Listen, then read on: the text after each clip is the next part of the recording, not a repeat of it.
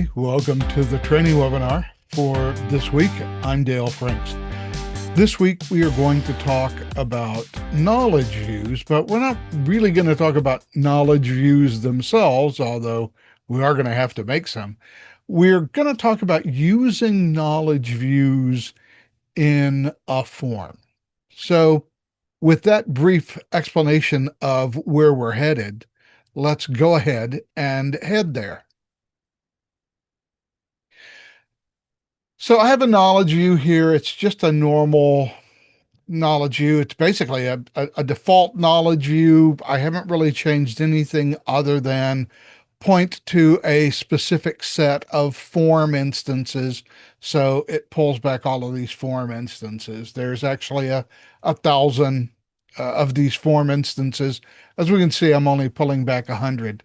Like I said, we don't care much about the knowledge view itself, but we do want to take a look at how a knowledge view works in a form. So let's go ahead and create a form. So we'll create a new form definition here, and we will just call it KV webinar form as the name. And we'll open it up and take a look at a blank form. I'm going to put in a blank line up at the very top because I'm going to need it in a little bit. But for right now, let's talk about dropping a knowledge view into a form. So we do have a control for that. It is the knowledge view control. And what the knowledge view control enables us to do is to display a knowledge view in a form. We've talked about this before, I think, at least briefly, whenever we discussed how to do reporting in a form. And I think we may have talked about placing a knowledge view in a form there. And so here we go. We'll drop a knowledge view into this form. Now, it's not going to work as is, and we're not going to be able to see anything with this form currently if we were to run it, because even though we have a knowledge view control on the form, we haven't specified what knowledge view we want to take a look at. So we need to go to the field properties and set the default value for the knowledge view. Now we need to show an object, so we have to go into object information and content item to specify that we want to display a content list item. And then we need to set the default value via this object picker, which when we click, we'll open up a copy of our content list, and we'll go into Spotlight Webinar.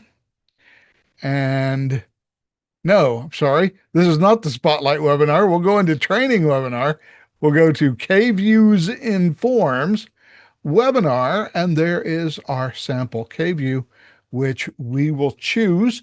And now we should be able to save and run our form for the very first time. And we should be able to see our knowledge view displayed in the form. The form has now loaded, but of course we still have the little loading icon going on internally, because once the form opens up, then it will invoke the knowledge view, and the knowledge view will have to run. Now there are 1,000 records in this knowledge view. It's only returning 100 up here at the top, and it's giving us we've reached the max number of results. So we're going to need a filter for more specific results. Now, this knowledge view is kind of small here on the form because of the default settings we have. So if we wanted this knowledge view to be a little bigger or to take up a little more vertical space, we'd have to go in and set the HTML height and the HTML width. Now, we're not going to mess around with the HTML width. I probably shouldn't have closed the form instance. Probably should have kept it open. But our width is fine. We, by default, will, if I expand my form, as soon as the knowledge view loads, we'll see it will automatically resize horizontally, because by default, the knowledge view will fit the whatever the container is at 100%. So we don't really have to worry too much about width. Our main worry here is height because it's showing it to us in a very I guess, compressed view there because we have very little vertical height. So we can change that. We can go into the HTML height. Now, as always in Process Director, when you're setting the HTML height of any control, you want to use pixels, not percent. You generally want to set it to a fixed height. Forms don't really have a height technically, or at least the height is variable. We really don't want to use then a percentage value for the HTML height. We really would prefer to set it to a pixel height. So we'll just set this to 4 right now to give us a decent enough size. We'll set it to 850 pixels and we'll go ahead and save the form. And once the form definition gets saved, there it goes, we can now refresh our form itself. And now we have it set to 850 pixels height, which is just about perfect for us in the context of being able to look at the knowledge view, see enough rows on the form to be useful and to sort of minimize the amount of vertical scrolling that we have to do. Okay, great. So now we have a knowledge view on the form. But as we see, this form is only showing me 100 items, and the warning message at the top tells us that we've reached the max number of results and we need to use a filter. So now we want to filter this knowledge view. There's a couple of ways that we can do that. The easiest way is probably just to filter the knowledge view via the knowledge view itself. So I don't really need the form here. In fact, I can save and close the form. And then once that saves, go ahead and close the form definition. So we'll hit OK there. That'll close our form. And then we can go back over here to our sample knowledge view. We can go over to the filters tab and we can add a condition. So in this case, let's do a simple filter to look at the name. Well, that's the company. See, do we really want to do? Yeah, let's just do it. We'll do it by company. So that's the company name. So that's probably the easiest filter to have.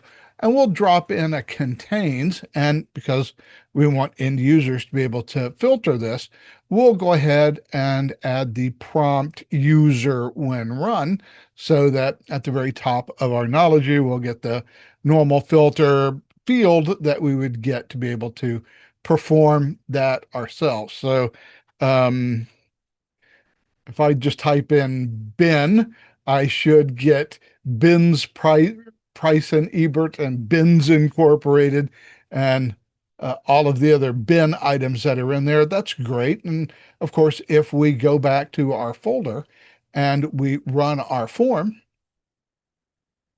because we are looking inside the knowledge view itself, when the knowledge view finally loads, we will get our filter on the top of the knowledge view. And we'll look for Klein, I guess, since I see the name Klein there. And there we go.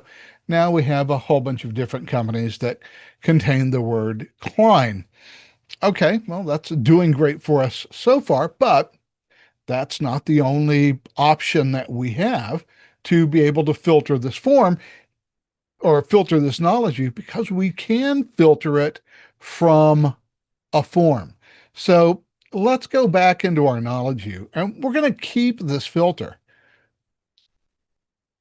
We are, however, going to take the prompt off and we're going to construct a variable, a query string that we can pass through for this particular knowledge view.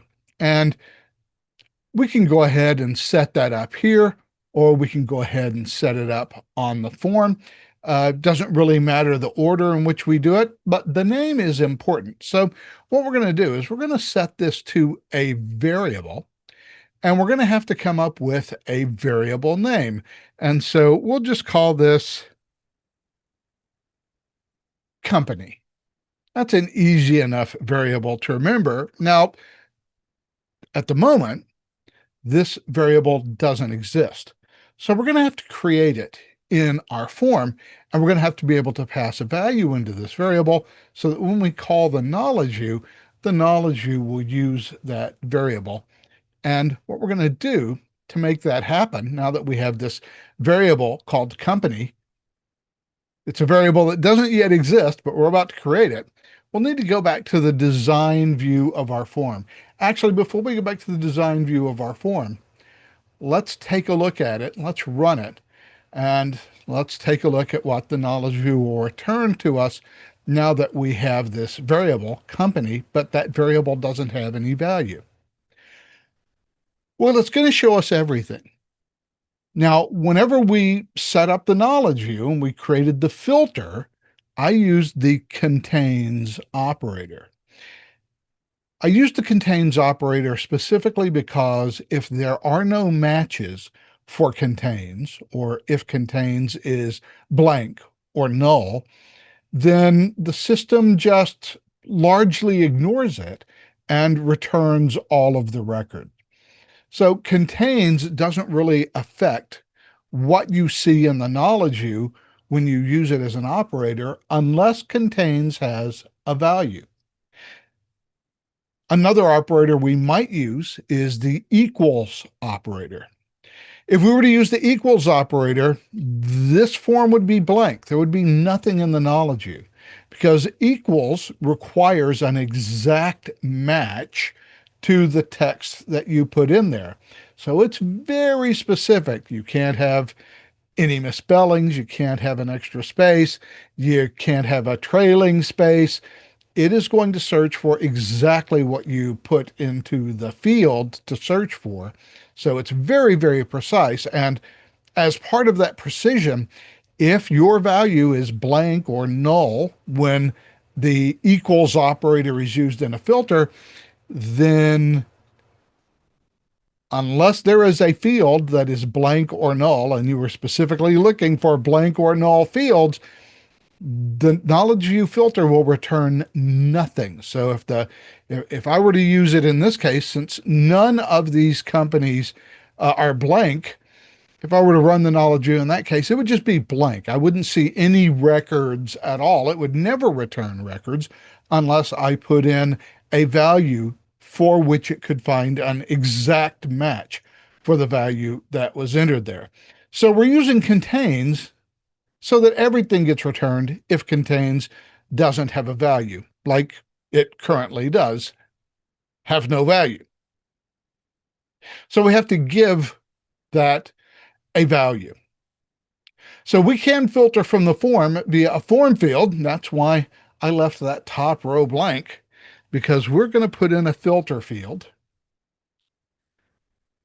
And I'm just going to throw in a text field, and I'm going to call that text field filter. So now I have a field called filter. And I am going to make this an event field so that whenever I change the value of this field, it automatically invokes an event. Now, when an event is invoked, the form is reloaded. And as part of that reloading, it will reload the knowledge view. So that is one caveat about using knowledge views in forms. And in fact, even though I specifically used this knowledge view because it did have 1,000 records, as you can see, it takes a couple of seconds for that 1,000 records to get processed and to actually show up in the knowledge view. So in the real world, this would not be the best knowledge view to use inside a form, although there may be circumstances where you need a large knowledge view like that, but it's generally best if you have a relatively small knowledge view, which is to say, 100 rows or less to be able to show in the form, simply because of, once you have a knowledge view with a couple of thousand rows, it takes longer and longer to process. In any event, I'm going to make this an event field, this text field called filter, so that whenever I make a change to it, it updates the form and passes the value along. So we created this variable called company. Now, the way variables like this work in Process Director is kind of magical. I've named them, and I can create them on the fly. Now, as I said earlier, there is no variable named company in the system, but I can certainly create one. All I have to do is say company equals, and in this case, I have a field called filter, so I'll just put in my system variable for the form field. And now, whenever this form runs, it's actually going to create this variable called company. And the equal sign means I want you to assign a value to company. And obviously, with using the filter, it should simply use my filter. It will pass it along in the knowledge view. The knowledge view then will take the company filter that I created, or the company variable that I created, and it will apply that in the name filter for the knowledge view. So now if I run the form, what I should see is the form will open up with all of the records. I then should be able to add a filter. And once I add the filter, the form should refresh and I will be below my max number of results. So once again, we'll just use bin here so that we get bins and stuff as one of our company names. And there we go. We have our data form for all of the companies that have the word bin in the name, including my favorite, Bins Incorporated. I wonder what business they're in. So there we go. I've got a knowledge view. I have now filtered it via form. The filter is in the knowledge view. It's not showing up in the UI for the form, but I've now got this nice knowledge view and form combination. Now, this is very similar to how we might do reporting in a form with an array, where I would, if I were using a knowledge view business value, I could do the same thing there. I could pass this filter to the business value as a parameter.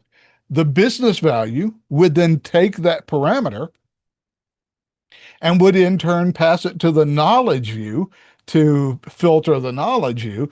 The knowledge view would then return the appropriate data to the business value, and the business value would return it to the form, and then I could take and display that in an array. What we're doing by just throwing the knowledge view itself on the form is we're cutting out the middleman, and we don't have a business value. We can just directly place and filter the business value on the form.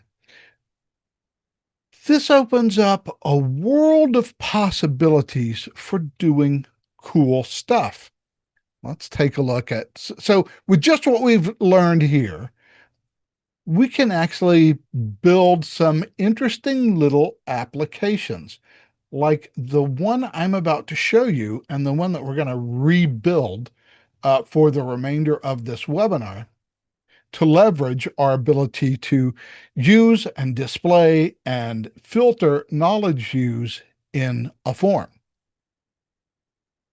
So let me save it. It's taking a while to save, but once it gets saved, we're going to take a look at this sample application that I have. It's just not saving, which is forcing me to to talk for an uncomfortably long period of time. I guess I could shut up and we could just sit here in an awkward silence while we waited for the little spinny to stop working.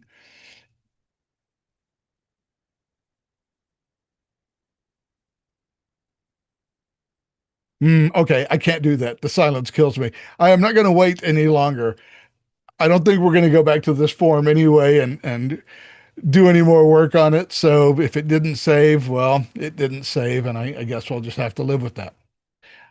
Let's go into my sample application. This is the application that we're gonna rebuild here. So I have this sample form, and we'll go ahead and run it. It's just a generic request form. And so I'm going to go ahead and make a submission. So I've got to write in all the information about my request.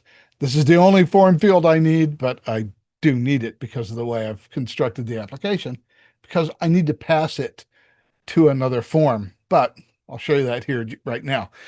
Okay, great. I've submitted it. I'm now assigned a task to approve, resubmit, or deny. Okay, that's all cool. But I have a question. I'm not entirely certain about this request. So I need to ask a question about somebody who, or a question of somebody who might know more than I do about whether or not I should approve this request or whether I should send it back to the submitter. So I have this section here called the Q&A section. So I'm going to ask a question.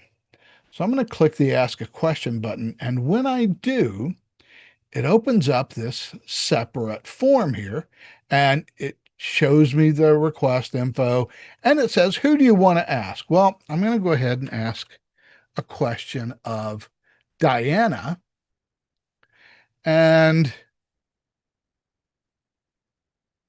I'm going to ask my question. And I'm going to click Submit, and my question will be asked of Diana. So let me refresh this knowledge view.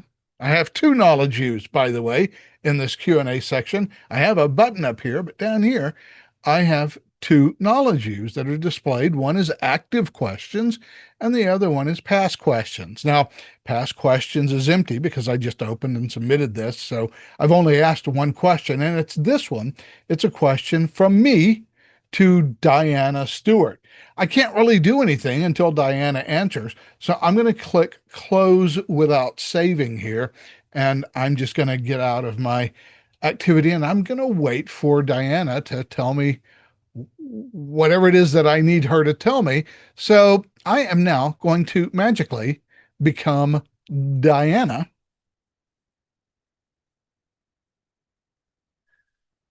I will impersonate Diana. And now we are looking at Diana's workspace, and Diana has a task. She has a question from Dale Franks. So as Diana, I'm going to open this up. I'm going to see the request info.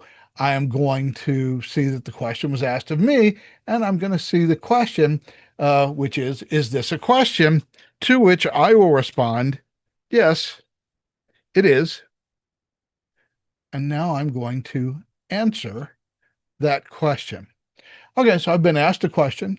I have answered a question, and as such, I no longer need to be Diana. And so now I'm me again. And because I'm me, I have this request from that has assigned me a task. It's the one for which I asked a question.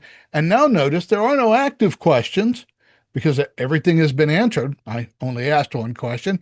And here's my answer. Here is the answer from Diana. And I can click on that and I can open it up and say, okay, well, I've got her answer. That's fine. I guess I can go ahead and approve this particular request.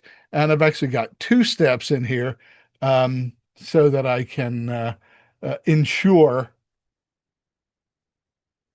that I get that question displayed right and answered right and give me another chance to take another crack at it if I need to. Okay, well, great. How did we build that? How are we using knowledge views in that way to be able to ask such a question. So let's go back to the content list and let's build our primary form first.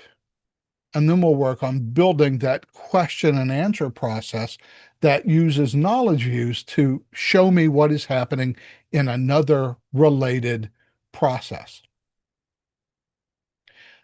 So we'll go into our default partition. We'll go to our training webinar, and let's just go ahead and create a new application from a template. And so we'll just call this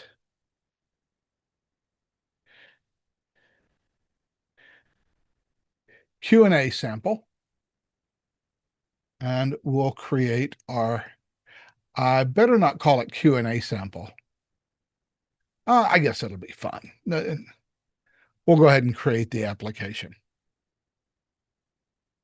So here's my new application. I'm going to need a couple of things to make this work real quick. I do need that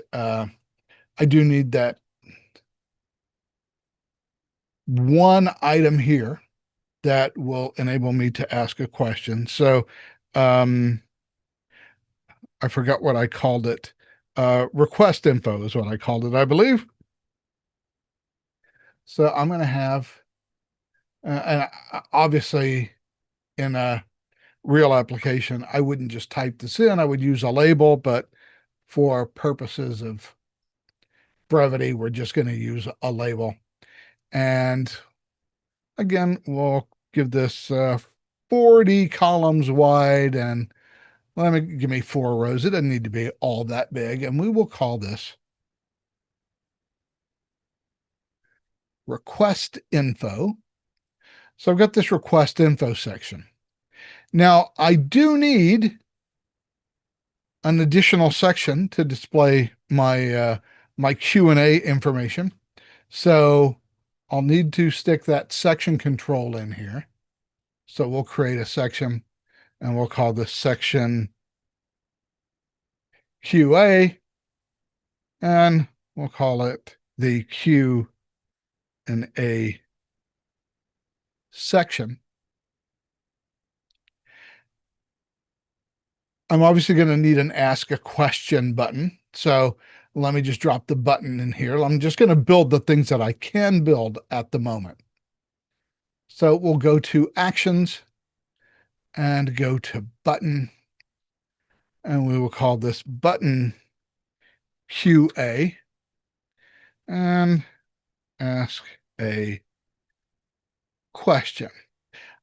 I would probably want to do some, color formatting and add some icons and stuff like that. But for right now, this will be good enough. I just need a button.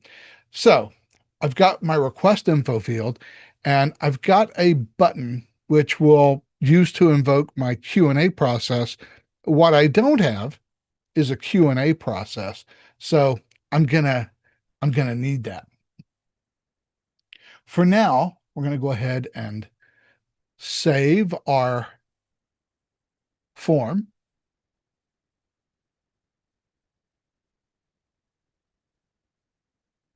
And we'll look at our timeline real quick just to be sure that I do have the set request number set up, set request number custom task. And my request number is just going to be a simple sequence number. I'm just sanity checking that to be sure it's going to give me what I want. Okay. So I've got a form, and I'm going to need to create the sub process that I'm going to use knowledge views to display in a form. And I've got to be able to filter both of those knowledge views so I can see both the current questions that remain unanswered and all of the past questions that have been answered. So I'm going to make a subfolder here. Now, it could be a subfolder. Technically, the way that I have constructed this, I could use the sample. Oh, I made the Q&A sample in the wrong folder. Well, I guess yeah, I made it here. I actually wanted to make it a subfolder of KViews and forms, but oh well, too late now. The fact is, I could use this Q&A process that I've built here. I could actually use it as an existing sub process. We're not gonna, but you should know that what I'm about to build, I could actually build it and it could actually operate independently because I'm going to be passing the values that it needs directly to it. And by doing so, what I'm about to build is going to be kind of a universal sub process that I can run from any other process to add in Q&A.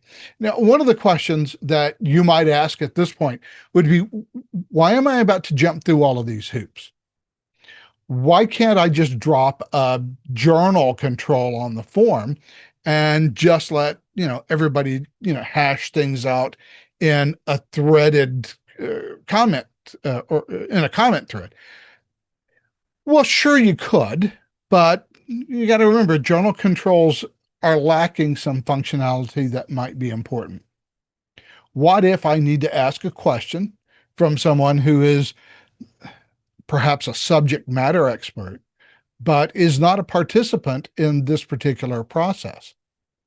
Well, asking that question in a journal control doesn't really help me because the person for whom I need to ask the question is not going to receive any notification that they've been addressed in a journal control. They're not going to know that it exists. And there's no mechanism inside the journal control to prompt some external user to open that form and reply to a comment thread that's in that journal control. Indeed, not only is that true, but it may be true that the person for whom I need to ask the question, if they are not a process participant, may not even have access to the form or the form instance to look at it, to respond to it. The journal control is great, but it lives inside this little capsule inside the form, and only people who open up that specific form instance and look at the journal control are ever going to respond to it.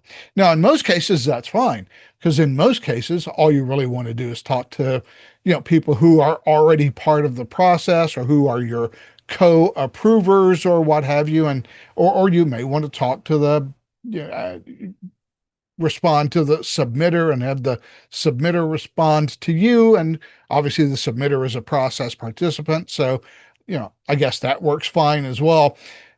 But it doesn't work fine outside that relatively limited context. What if I need to expand it out?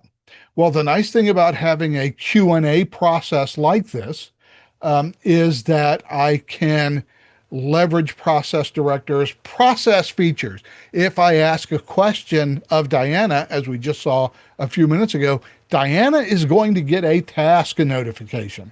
And Diana now has a task that has to be completed. You can even, like any other user task, put a due date on that task and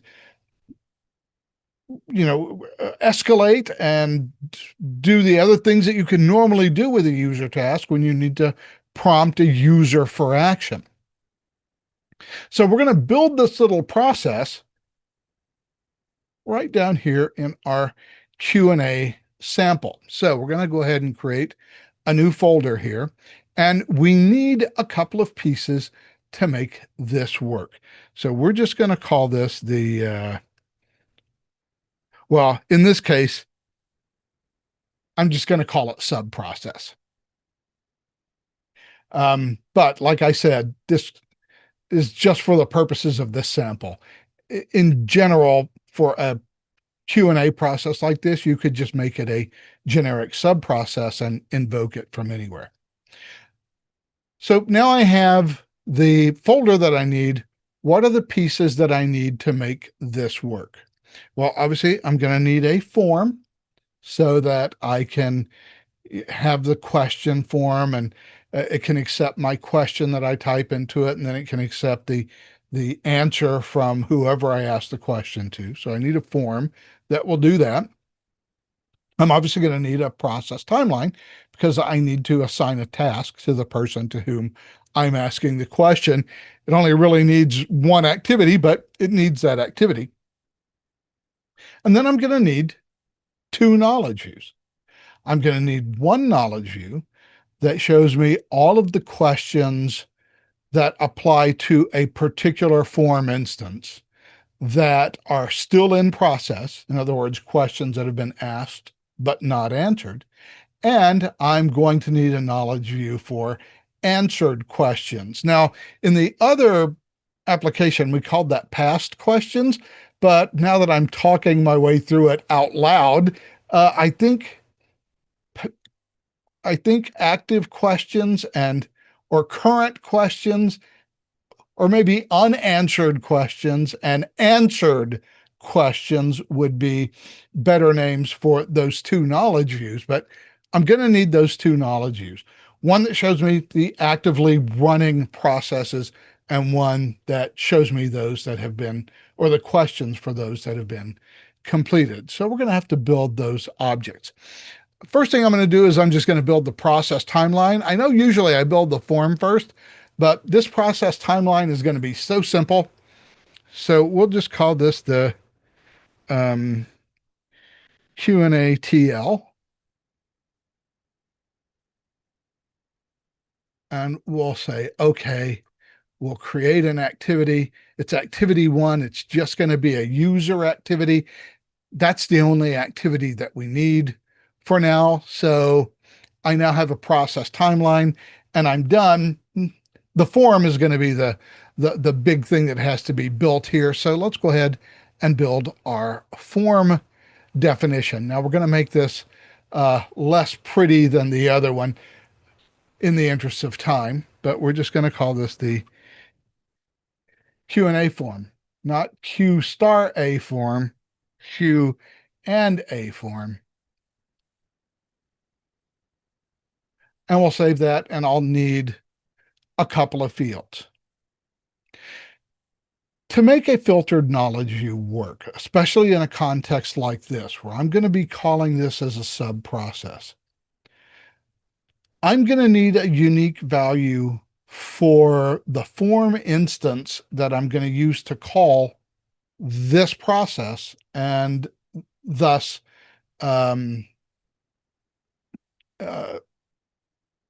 set up a link between my parent and my child form. I'm going to do this by using a form field because I can actually take and pass the form field values. Now, in my parent process, as soon as I submit that form, the very first thing that's going to happen in the process timeline is it's going to apply a sequence number to the request. So I can actually use that sequence number, since that's going to be a unique value. I can use that sequence number to link my parent form to the form that I am going to create. So I have a request number field on my parent form. I'm going to need one on this form as well. So we'll just call this request number, and I'm going to go ahead and throw an input field here. And I'm just going to call this request no for request number. And I'm also going to go ahead and disable it because I obviously don't want this field edited. And I'm actually going to pass the value of my parent request number to this child request number field. And that's how I'm going to link my forms and process timelines from the parent, or my forms and knowledge views from the parent to the child process. So I do need that request number. The next thing I'm going to need is the request itself. And I tell you what I'm going to do. I'm actually going to boldface this part right here because this is all going to be text. And so I'm going to want to have some discrimination between my labels, even though I'm not using labels. You should, but I'm not going to do it. And I'm just going to call this um, request info. And I'm going to go to the next line. Actually, there's no reason to go to the next line. We'll just do it right here. Request info, and this I do want to boldface right up to there. I mean, I need to make it, a little functional.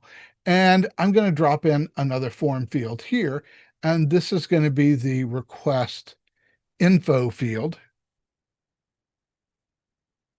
for this form. And again, I'm simply going to pass the request info from my parent form to here. So we'll go in and we'll set this as disabled as well. And I'm going to have to remember set disabled fields as text in the form definition when I get there. All right, so that's how I'm going to get the old information or the parent information linked in this child. Now all the information that I'm going to add is new. So we're going to have a field to who to ask. I don't know what to label that, but we'll just call it who to ask. And I'll go to the line below this time and we'll drop in a user picker. And we will call this user picker recipient. And then I'm going to need a field for the question. And we'll drop in a input field that we'll call question. And we'll give it a little extra space. So let's give it 40 by 5, I guess. So it'll be a little bigger. So there's my question. And obviously I need an answer as well.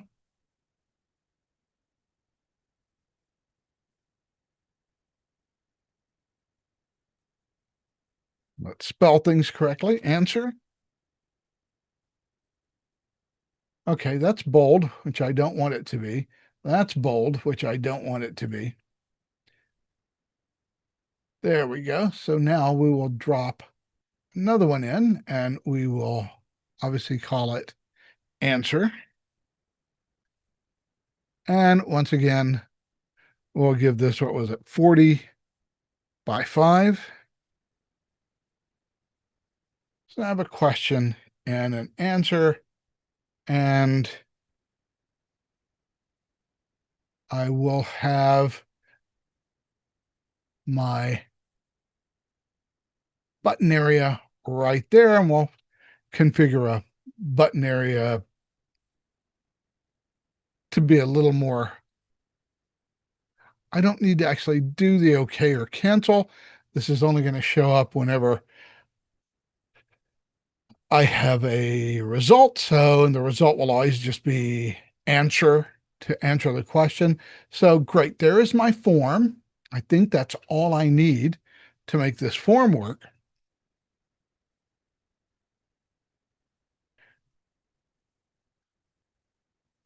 And I will go into options if I can figure out where the options is and show disabled fields as text for this. And I will also actually don't need to fill out anything here because this form will never be submitted de novo. But we'll go with Q&A timeline here. And we'll associate the timeline.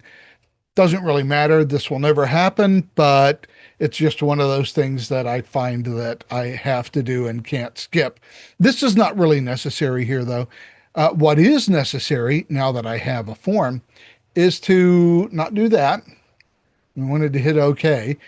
We need to go back to our Q&A timeline. Now, what is really important on this Q&A timeline is now that I have a form, I do need to set the form for timeline. This is important because unlike most processes, This process is going to start via the run process custom task, which launches the process itself. My form is going to be empty except for the data that I have brought in from my parent process when I kicked off the run process. And so since I am starting this process from an automated, well, it's not automated, I have to click a button, but because I'm starting the process, it's the process that gets invoked, not the form. It's super important that I set the form for timeline, even though on the form itself, I don't really have to set that association. But I do have to ensure that when this timeline is invoked, that it creates a new instance of the Q&A form and attaches it to the process as the default form for this process.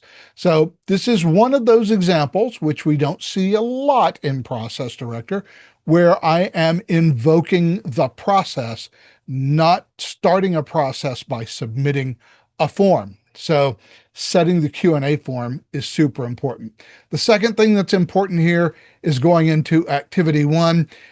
I probably shouldn't call it activity one. I should probably call it answer question.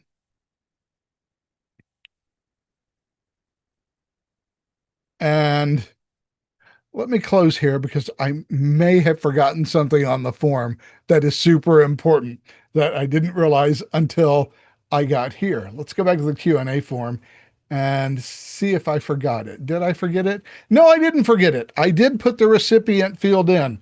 Good, good, good. That is very important because in the answer question, I have to assign a participant and a result.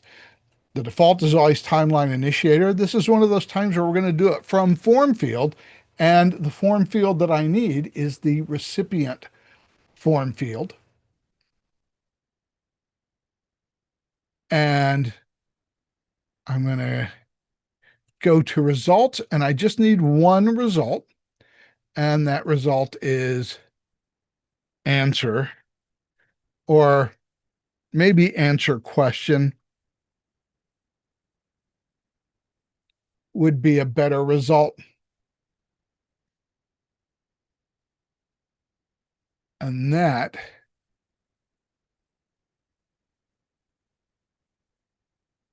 should give me everything that I need there. One more thing on the form that I forgot to do. We're going to want to have the name be useful. So I'm going to go to my sample form, and I'm going to go into the Q&A because I am just going to copy and paste the instantiated form name. So I have question from submitter to recipient on submission date. So now I'm not sure whether I put in the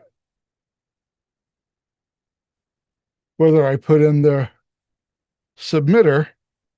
I think I did, but let me update this form and let me check to be sure. I have request info. I don't have the submitter. That's important. So we'll have submitter, and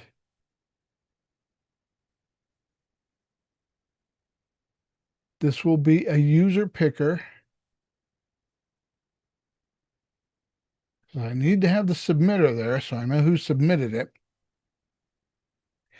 And once again, we are going to set this field as disabled, and just to keep everything consistent, I'm going to boldface the submitter label. So, oh, it's called user picker 7. We got to fix that. We got to call that submitter. Okay, there we go. As I build, I get to learn what it is that I forgot to put into the form. So let's save that. And what prompted me to remember the submitter field is that I want an instantiated form name that tells me who asked the question, who is supposed to answer the question, and then I get my uh, submission date. So I've got a couple of different ways that I can go with filling out the submitter on this particular form.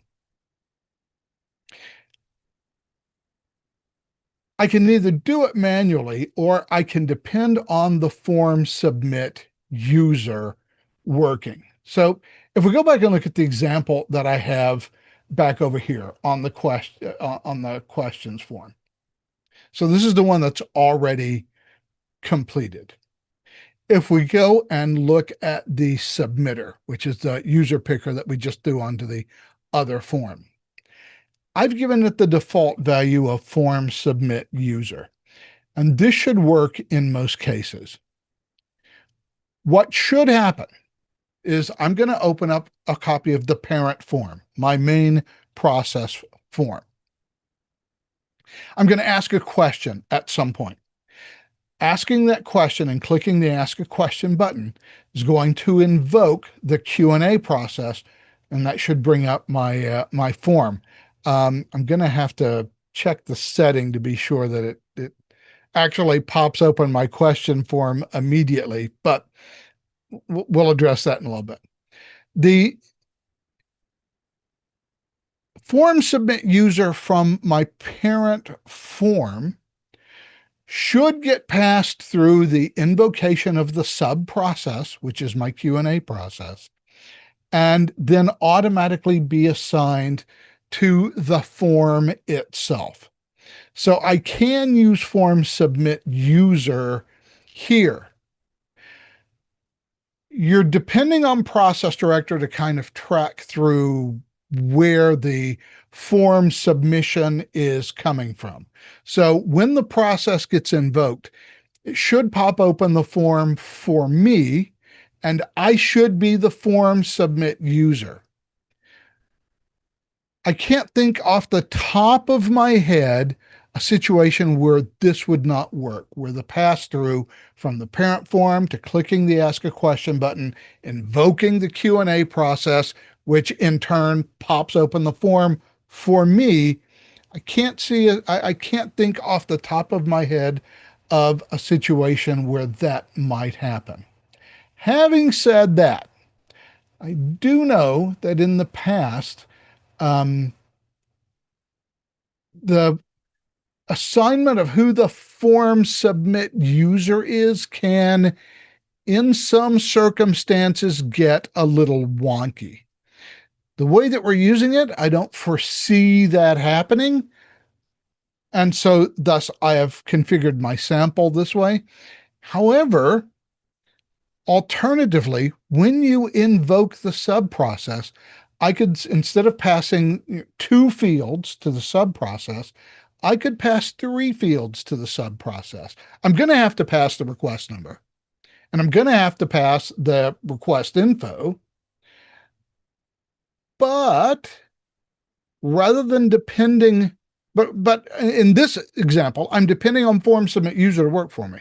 Rather than doing that, I can actually pass the form submit user from the original form, because it's a form field on the original form. I can just pass that into the submitter on this form and know, because I'm manually mapping the fields, I'm just mapping the submitter from the parent form to the submitter on this Q&A form. And I know by just brute forcing that field mapping that I'm going to get the right submitter. So you have options here, and there is no right or wrong way to do this. I think in most cases, in every case I can think of, in this particular use case, form submit user should work fine. However, if it doesn't, no biggie. I can simply, when I invoke the run process custom task and I do my field mapping, which we're going to do in a few minutes, I can simply pass that value along. So you got options here. Now, For this particular form in our sub process, I'm just going to go ahead and set submitter the way that we usually set it. And we're just going to set its default value to form and form submit user. Should work fine for us. All right. Certainly worked fine in the sample project. So we're going to trust it, but you don't have to trust it. I got 3 fields that are going to be replicating information from the current form. I'm going to be passing these 2 fields to via the run process custom task, but it's no biggie to add that 3rd field. You just need to know that you have options. Okay, well, this is cool and all, but now I need knowledge views, and I need to have those knowledge views displayed inside my parent form so that I can ask and answer my question. I've got the button to kick it off, but I don't have any of the knowledge views to display. So let's go ahead and create those. So we're going to actually just create one, then we're going to copy it and change one thing and create the second one. So we're going to create a new knowledge view, and we're going to call this unanswered questions. And we're going to associate a form with this knowledge view. Obviously, it's going to be the Q&A form. So we're going to do that before we do anything else. We're going to update our knowledge view. We'll go to the Configure tab, and there's nothing really we need to change on the Configure tab. It's the Options tab we're concerned about. And we're just going to shut off everything except form instances, because we're only going to return form instances. Similarly, on the Columns tab, we are going to delete every column but the name column. Now, our name column will be question from user A to user B submitted on date. And that is the only thing we really need to show in this knowledge view. All we need to ensure, and it's the default setting, so we shouldn't even have to come and look at it, is to show that our knowledge view results are displayed in grid. So as far as how our knowledge view works, we're happy campers. Now we have to filter this knowledge view, and this is the only thing that we're really going to have to change. For one of these knowledge views, we want the timeline status to be active. And this knowledge view will now show us a single column, which will be the name of the question form that we're going to associate with our parent process. And it's only going to show me the questions that are still running in an active process, which is to say, questions that haven't been answered since the process only has one step, which is to answer the question. Once that step is complete, the process will be complete. So great, we are going to update this. I can update and run it, which is normally what I would do with a knowledge view, but it's going to be blank. So it's not going to be super helpful for us to run it. I'm not going to turn on the prompt user when run. This is all going to happen in the background. I want this all to be automated. So there are my unanswered questions. I am just going to save them as is. Then I'm going to click on the checkbox next to it. I'm going to copy and hit copy here. And I'm going to open unanswered questions, copy, and I'm going to get rid of the word copy, and I'm going to get rid of un, so that this is now answered questions, and I am going to set the filter so that the timeline status is complete. And there we go. I now have answered questions and unanswered questions. I have my form and I have my timeline. I should be a happy camper here because I've got the basics, except I'm not a happy camper yet. because I am going to need an extra filter that I forgot to add. And it's going to be the same for both, but it would have been, oh, okay. Well, now I've just blown up everything. So let's get rid of my answered questions. Let's delete it. We'll come back and recreate it here in a sec. I don't want to have to configure this twice in the interest of time, even though it does appear that we have plenty of time left in this session. I do need to add an and condition here.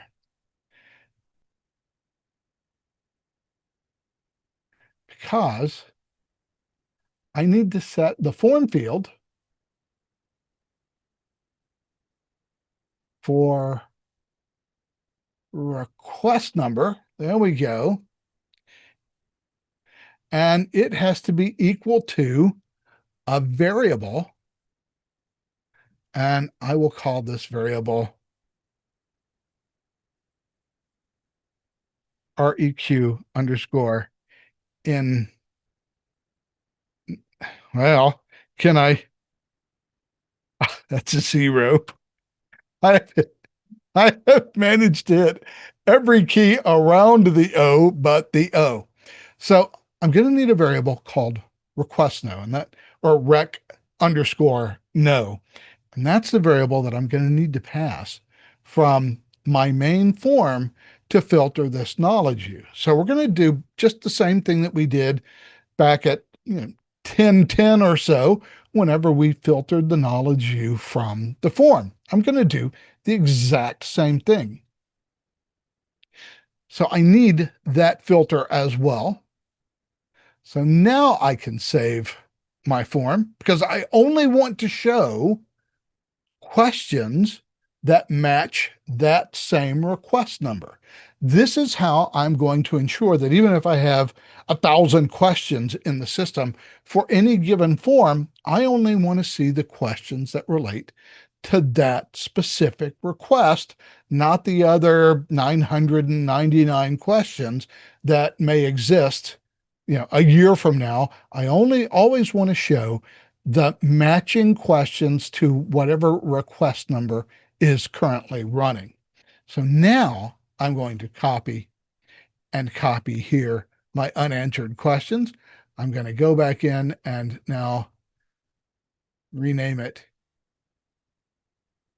answered questions. And I'm going to turn the copy off. And I am once again going to change my single value here to complete so that I can see my past questions. Now I should have all the pieces that make this work. If not, we'll troubleshoot it and get it to work just like my sample does.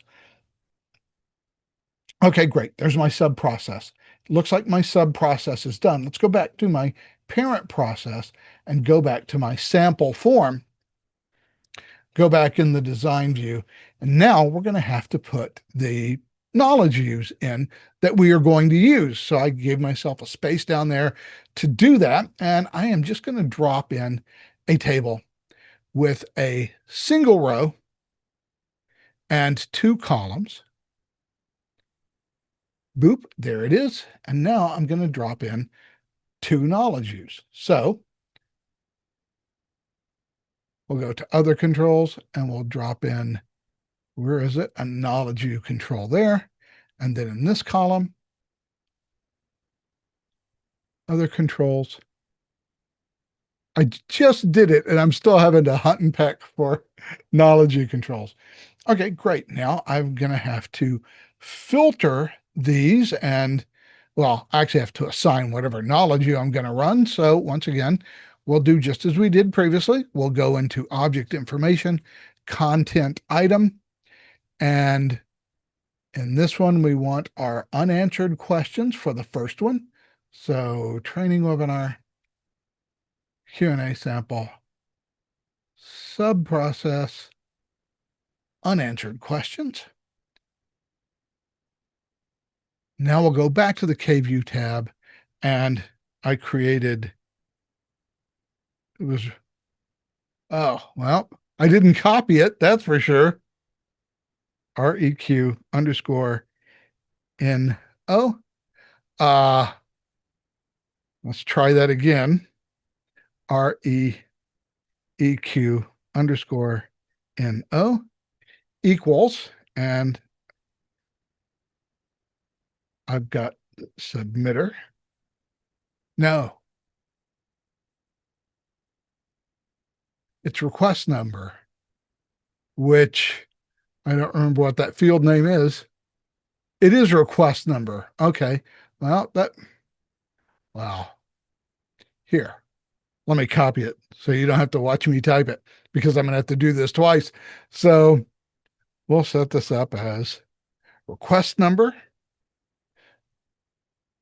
Need curly brackets there. Okay, great. So I have that variable that I decided was going to be called rec no back over on both of my knowledge use. And so now I have to create and populate that variable so that I can pass it to the knowledge view. So there we go. I'm going to need that filter there. For the second one, we're going to do the same thing. We're going to just put in the exact same. Did I not copy it? Let's try this again. Control C, control, okay. Okay, that is super weird. I'm not I'm not sure why it's forcing me to type this.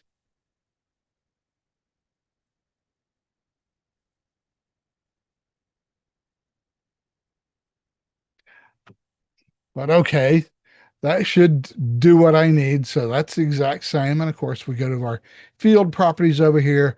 We have to set this back to content item. And this will be my answered questions.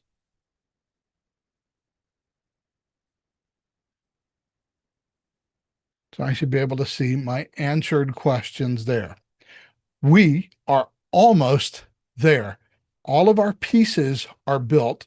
Now we have to hook the two pieces together. So let me save and close my form. So I'm hoping and crossing my fingers that I have done everything correct the first time through, which is often hard to do whenever you're kind of building and talking and explaining at the same time. But my batting average on that is about 500, so I think I'm doing pretty good. It's 11:07. Okay, still no time worries. We're okay. Let's perform the linkage by using the run process custom task. So we're going to go into selecting our custom task, process, run process, and now we are going to add that custom task. There is one setting that I'm still going to need to try to remember where it is, but for now, I've got my button QA. That's the event that is going to launch the run process custom task, and I have to configure the CT. So the process we're going to launch is in our sub process folder. That's our Q&A timeline, or Q&A TL. So we're going to launch that process. And we're also going to create a new version of our Q&A form.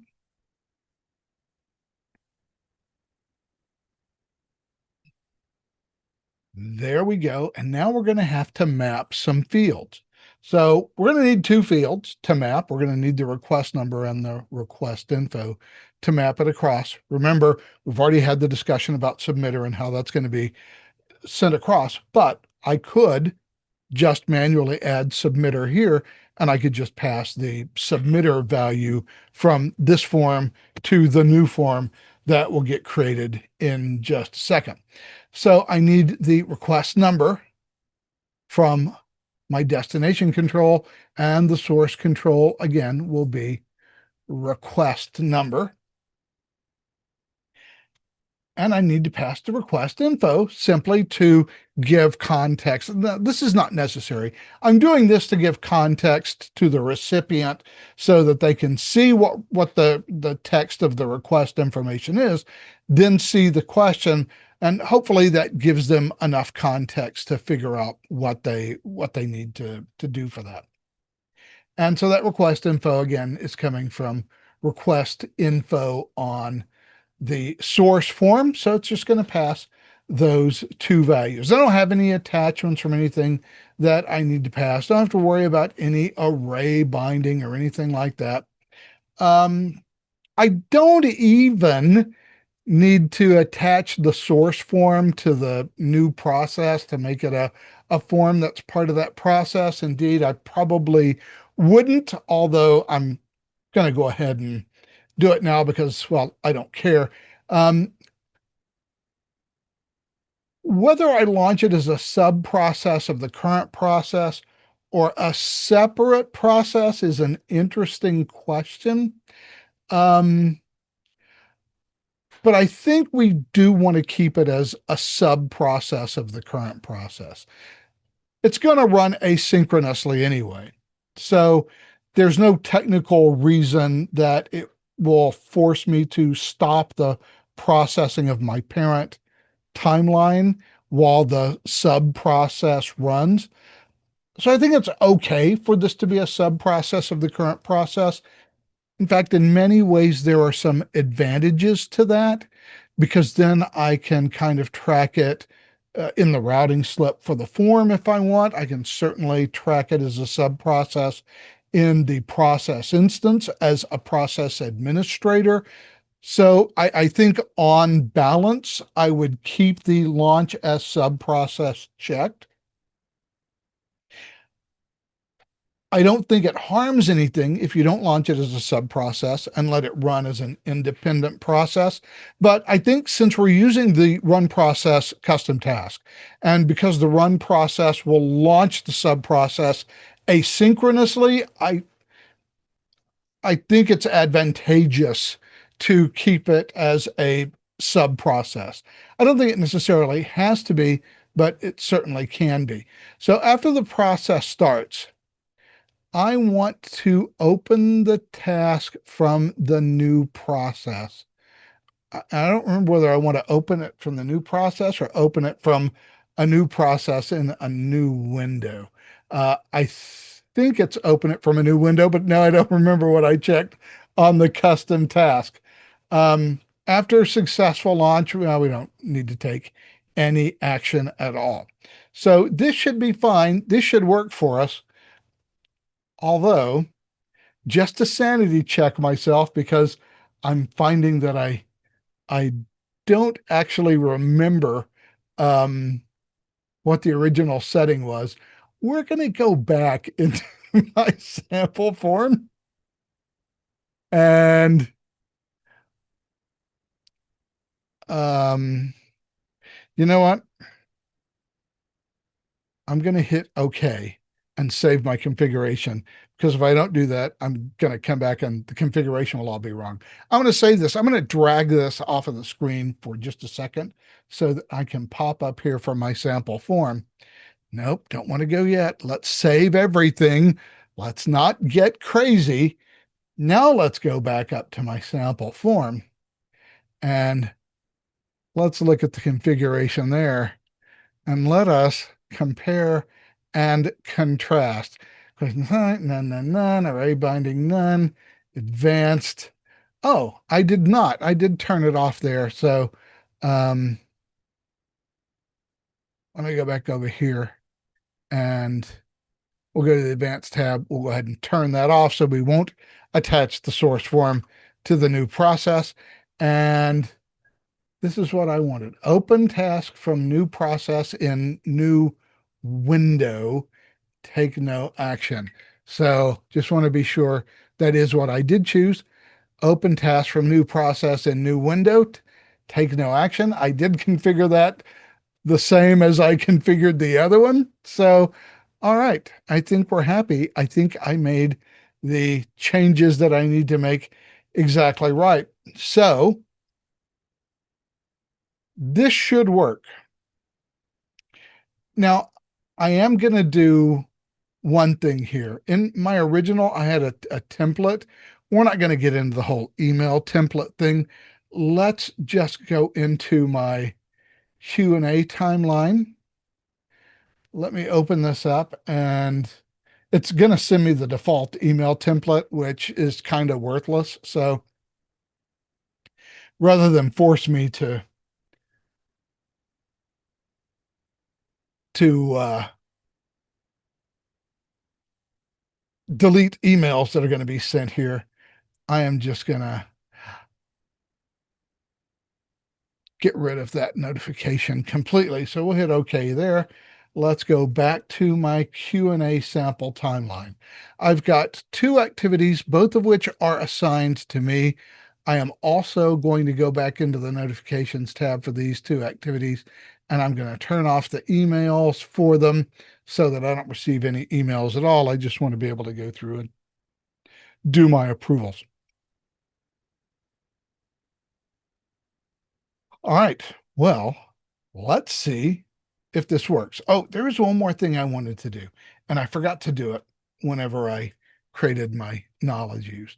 I do want to go to the configure tab because I do want to use Process Director 6 style on both of these knowledge use because the old style looks old. And so, oh, already did that one. It was the other one I didn't do. And so I want to have the more modern look on my knowledge use. So I'm going to set both of them to use the Process Director 6 style. So let's give her a whirl and let's see how she runs. So we're going to go to our Q&A sample form and we are going to run it. So I've got my unanswered questions and my answered questions. I have nothing for either of those questions. So I should be able to throw my request info in here and then ask a question. We'll get out of that field just to be sure that it is saved. Actually, I'm going to go ahead and submit this first. Great. So now I've got that submitted and I can't ask a question because that button is disabled because all of my form fields are disabled by default. So we're going to have to make a quick change. This is the joy of troubleshooting, finding out all of the tiny little things that you forgot. We are going to set this field is enabled when, and for now, we're just going to say this field is enabled when the timeline status is active. And that should enable my button only when I have an actively running process timeline. So let's save and close that. And once it closes, well, I don't think I need to click the otherwise enabled, although I probably should. Let's refresh my form. There we go. Now my button is available to me. So let me ask a question. I click the button and it successfully launched the process, it says, but it did not show me my process form. And I now have a question in answered questions. So I'm not seeing exactly what I should be seeing.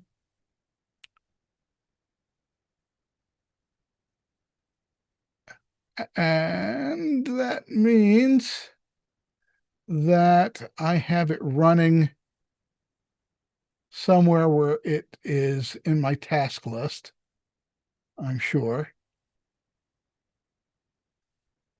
There it is. There's my, nope, that's my original form. Where is my question running in my task list? Ah, I know where it is. So we're going to go ahead and approve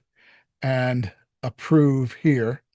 And we're just going to kill this form instance. Now, it does give us at least One nice thing as we troubleshoot this, if I go back and open up that form instance, or actually, I don't even have to go back and open up that form instance. If I open up a new form instance of my form,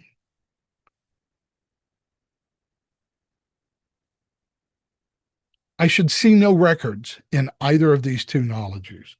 That is good, which means that what I should see, even though it's not operating exactly right, what I should see in the form instances of the original one that I submitted, I should still see my answered questions or unanswered questions, whatever the case may be. And I do, in fact, see that. Now, sadly, I'm going to need to go into my admin profile, user profile, and I'm going to have no task assigned, no process running. Okay, it's done because I did misconfigure my timeline inside the sub process for my Q&A. I actually do need two activities. I actually need to assign myself an activity to ask the question. So when I clicked the button, what I expected was the form to pop up. Form did not pop up. And the reason it didn't pop up is because there was no task assigned to me, or at that point to anybody, because I had not filled out the form. So I need to ask a question. This is obviously going to be a user activity. This should be assigned to the timeline initiator. It does need a result. Ask question.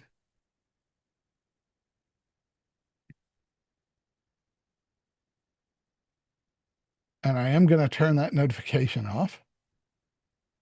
And I do need to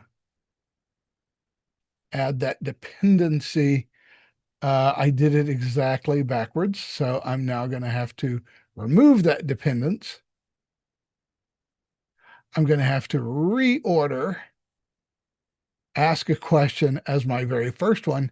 And now I can re-add that dependence. So ask a question comes first, answer question comes second. Ask a question should be assigned to me.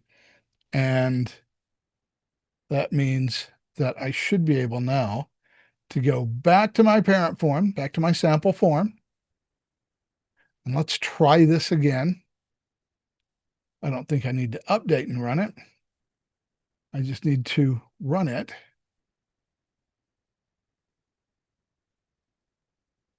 Run, it pops open. Okay. Request info. Submit. And now I can ask my question because I'm running in an activity. So we'll hit ask a question. There we go. That's what I expected to see. I expected to see this form pop open for me with the request number there, the submitter there, and the request info right here. Now I've got to decide who I am going to ask a question of. So I'm going to, Barb, Diana, who cares? We'll ask Barb a question. And this is my question. And you can tell it's a question because it ends with a question mark. And now I'm going to click the Ask Question button. Great. So let's refresh our knowledge use. I have an active question running. I've now asked Barb a question. So we're running inside that process timeline. And because we're running, that question is unanswered. And therefore it shows up in my unanswered questions knowledge view for this particular activity. In fact, I have many, many questions. So I am now going to ask a different question of Eric. And you can tell it's a different question because the letters aren't the same. And I am going to ask him that question as well. So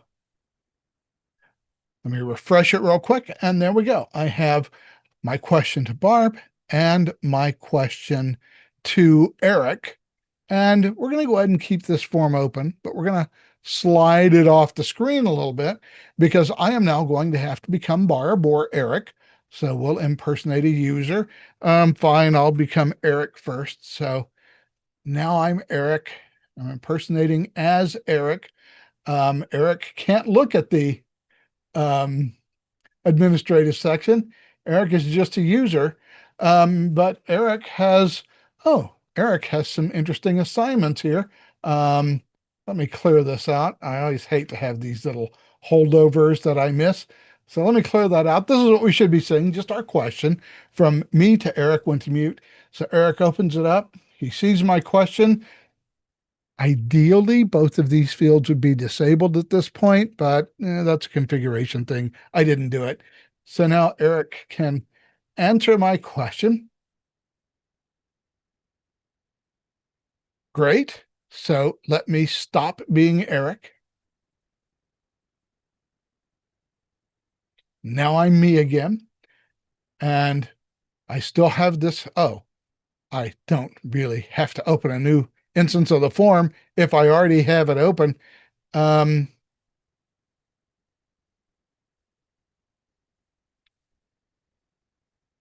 Okay, I'm not sure why I'm still seeing this question as unanswered, but it is showing up as answered questions. There may be a knowledge view configuration issue. So let me pop open my content list again.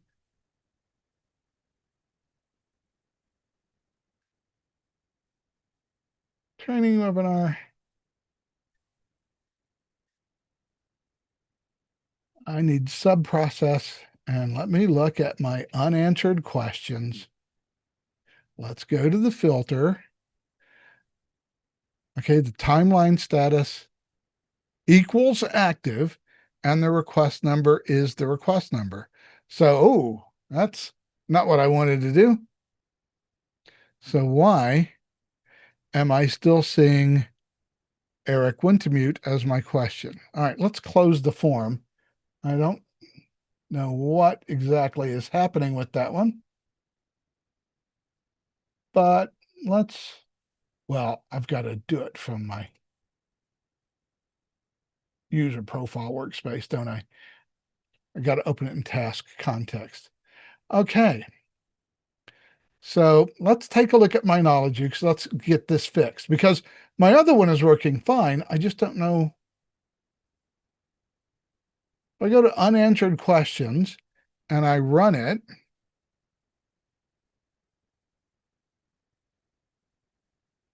oh, well, it's giving me no items because this is one of the things that makes this a little bit difficult um, to troubleshoot, especially when I forget my number here. So this is request number 619. So now we can go to answered questions.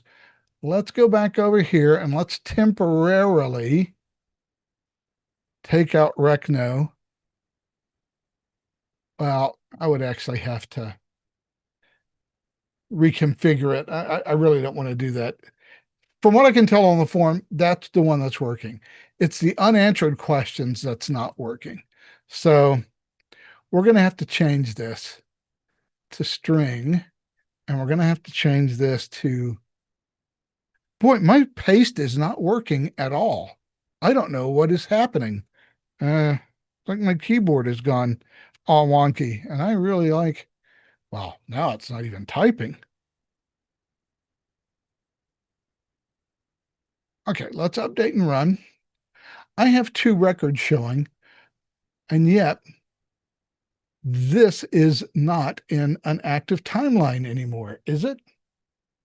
Let's look at our Q&A timelines. What active timelines do we have running? We only have one active timeline running, and we have one from 619. Request number 619 is no longer running. So why am I not getting that unanswered questions timeline. So the timeline status equal active, request number currently 619. Everything else is the same.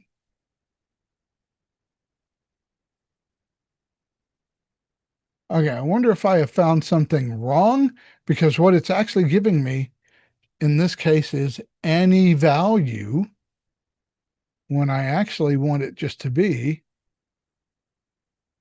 All right, let's go look at my original as always.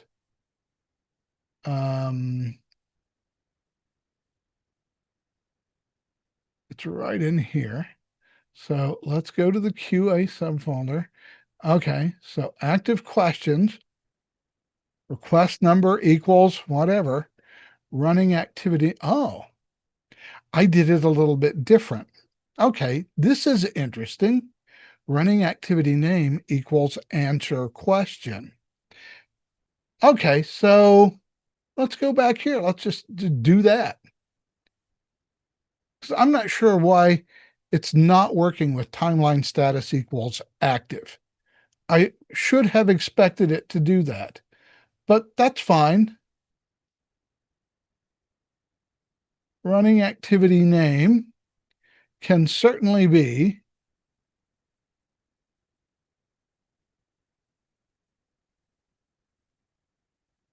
Did I not? I didn't associate a timeline with this. Okay, so let me go back over here to properties and let me set the timeline to the Q&A TL and let me update. So with that association created, I can now go back here and select answer question. We'll hit OK. Great. Let's go back to my user profile. Okay, great. Not sure why the timeline status equals active isn't working. That may be something I need to address with the engineering team, because that seems wonky. Interestingly enough, timeline status equals complete is working. So I'm not sure what's happening there, but if I configure it this way so that unanswered questions only show up whenever I am actually running in my process timeline activity, I think I now remember why I did that. Because when I first create the knowledge view or the request, I have to put in some information. I've got to submit the form. And until I do that, what's actually happening is when I click this ask a question button, it invokes the process. The process is running, and with the process running, it actually wants to, as soon as this knowledge view refreshes, it's gonna want to put in the name of the form. Trouble is the form doesn't have a fully functional name yet, because until I select who I want to ask the question of and submit the form, part of the form name is incomplete. So what I end up with is a wonky name here. So by going and saying only show me unanswered questions if we are in the answer question step, it doesn't show me any items in the knowledge view while I am in the ask a question step. It only shows me items when they're actively running in the answer question step. So I don't even see a record in this knowledge view until I complete my question and submit it, and it invokes the answer question step. At that point, then this knowledge view gets populated with the item from my request. Now, as you may remember, I hard coded request number 619 into that knowledge view, and I never fixed that. That's probably not a good thing. So let's go back to that knowledge view. Let's go back to the filter, and let's reset this back to a variable. And that variable was REQ underscore capital N-O, because we want this to be able to work for multiple requests, not just request 619. So there we go. Let's, we still got a couple of things to do here to make this thing work properly. So I'm going to go up here and become Barb magically, because Barb still has to answer a question.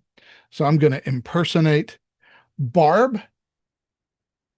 And question from Dale Franks. That's the question right there. And I'm going to answer that question. Question has now been answered. Back to my form. Let's refresh that. There are no records. Well, let me stop impersonating Barb. And when I impersonate Barb, I should have stopped impersonating Barb on the other screen, shouldn't I have? But that's fine. Let's go become me again.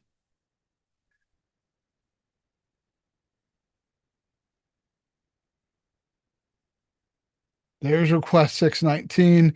And of course, now that I'm refreshing the form and everything is reloading from scratch, I now have 2 past questions that have been answered on this form. Let's do one more quick one just to, well, let me finish this one. So let's approve and approve.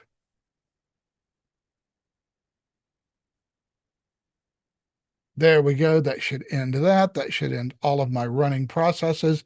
Great. So now we'll go back to the content list and we'll just run one more just to be sure that I've got everything set up properly and that there's no more troubleshooting that needs to be done. Run. There we go. Submit my form. Ask a question. I'll ask Diana. There's my question. We will ask. Done there. Now, question from Dale Franks to Diana Stewart. Great. And now I will. Oh no. Fine. Log out. Log back in as me. Oh, that's not where I need to go. I need to go to impersonate. And I need to be Diana this time, I think. Diana. Let's impersonate Diana. Go into her task list. There is my question. And now Diana can answer the question. That is done. I can go back to my original form, which I have not yet closed. So let me refresh that. There we go. I'm currently impersonating Diana. Let me refresh that. So there we go. Question to Dale Franks from Diana Stewart has now moved from unanswered questions to answered questions. Let me de-impersonate Diana and let me become me again, which means I need to refresh the form as well as me. All right, we're perfectly happy. We now have a Q&A process that I can link to multiple forms from, in this case, multiple processes if I want to run filtered knowledge views inside a form so that I can open up a subform basically and do whatever it is that I need to do on that subform to complete a process or to see the status of a process going along by having a subform. So that is what I think is an interesting and in many cases useful use case for combining knowledge views inside forms so that you can actually use those knowledge view to show you the status of various sub processes that you might kick off in a form. And now you can see how you can link those sub process knowledge views to the main form so that we only see information that's relevant to us in the main form. As you can see, I'm no longer sharing.